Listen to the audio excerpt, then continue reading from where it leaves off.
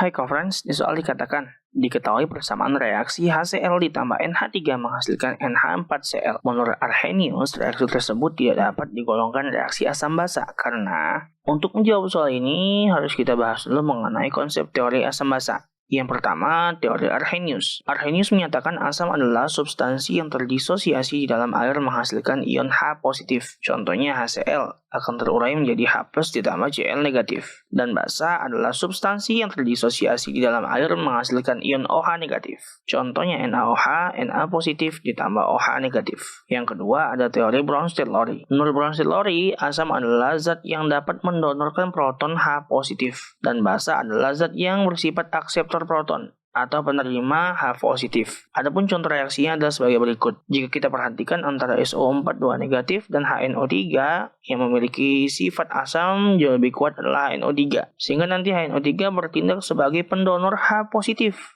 untuk SO4 2 negatif. Maka SO4 2 negatif ini akan bersifat basa. Dikarenakan HNO3 memberikan H positifnya untuk SO4 2 negatif, maka akan terbentuklah HSO4 negatif yang kita kenal sebagai asam konjugasi dari SO4 2 negatif. Dan dikarenakan HNO3 memberikan H positifnya untuk SO4 2 negatif, maka akan terbentuklah NO3 negatif yang dikenal sebagai basa konjugasi dari HNO3. Dan teori yang ketiga ada teori Lewis.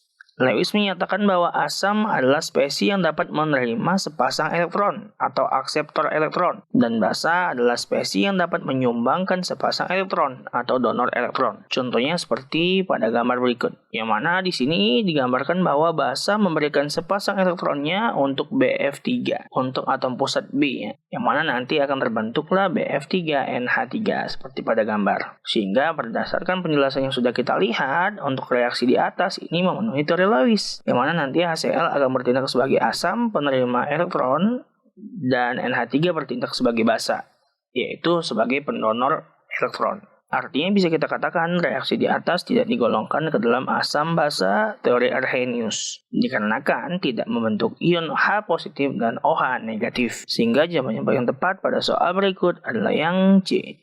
Sekian pembahasan soal dari kakak, sampai ketemu lagi di soal berikutnya.